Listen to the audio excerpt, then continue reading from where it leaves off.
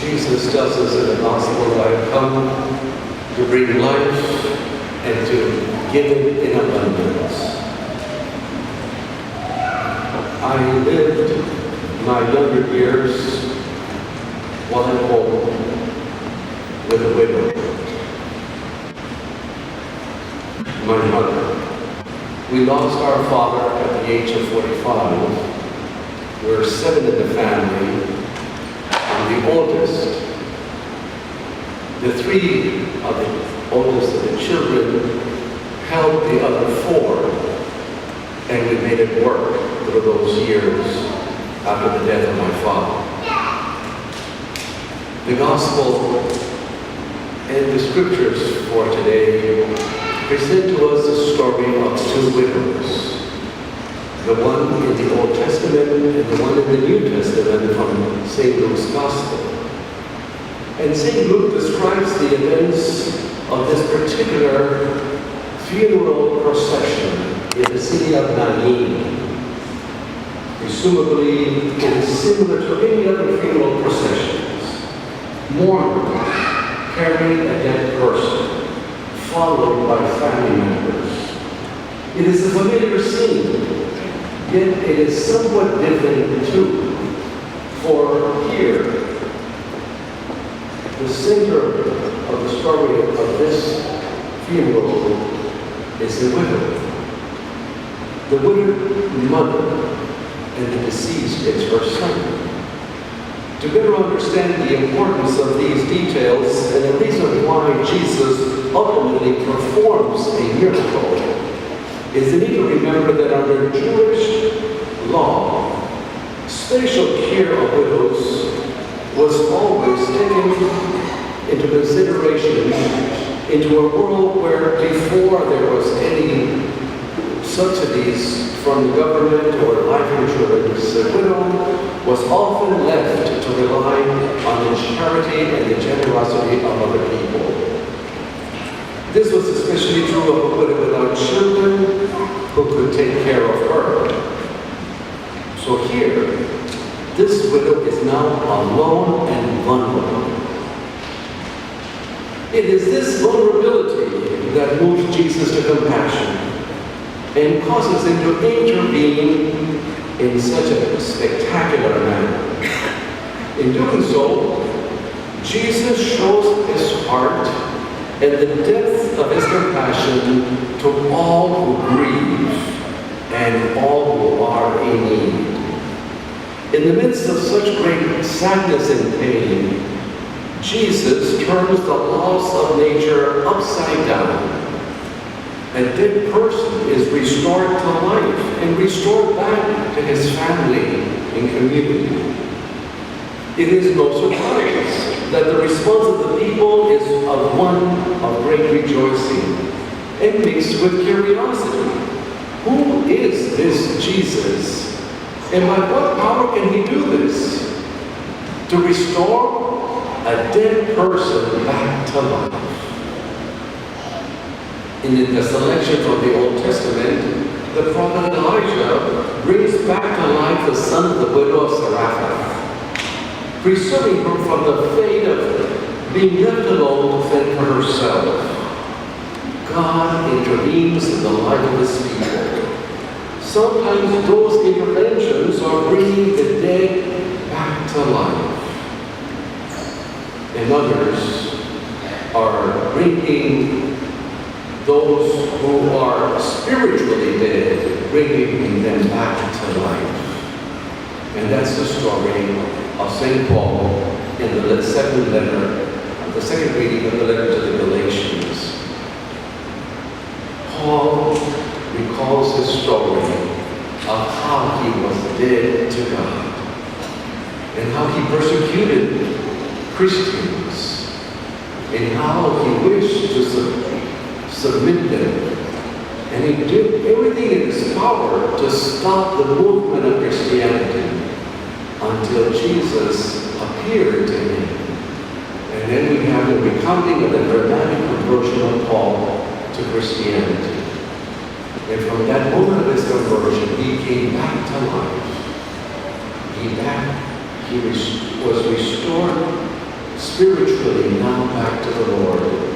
And from that moment on of his conversion into Christianity, he did everything in his power to promote the Christian people and the love of Christ into his preaching, and did everything possible then until he, in his martyrdom, completed his journey. Reflecting on today's readings can have a powerful impact on us. With God, every person has a unique dignity. We are all children of God.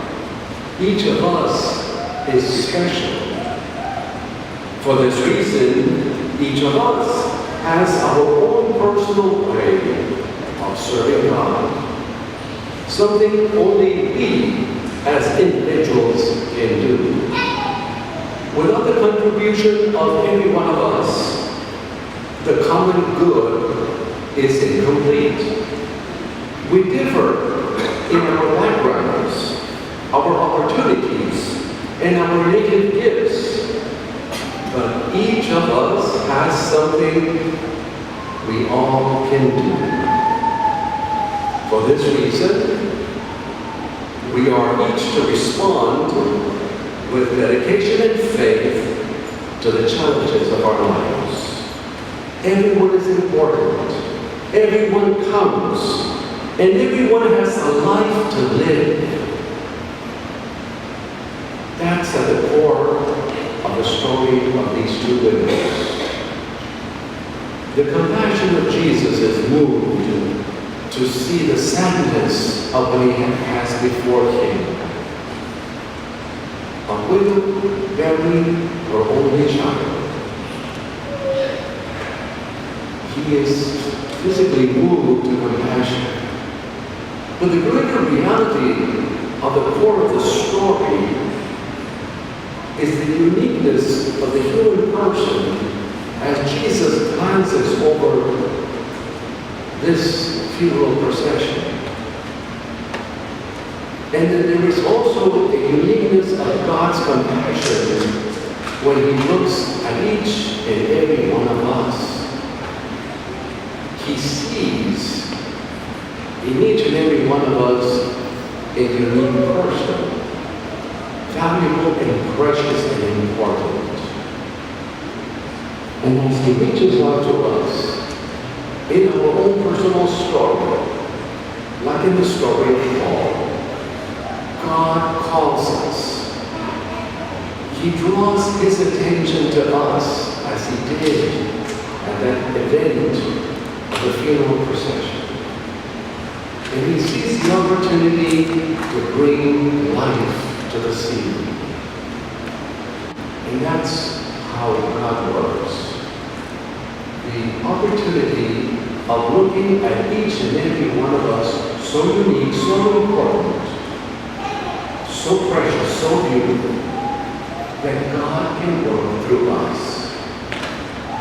And the contribution that each and every one of us individually can do to the common good would enhance the living out of a beautiful Christian community. Paul wanted to suppress it. He wanted to stop it with all the strength that he could have.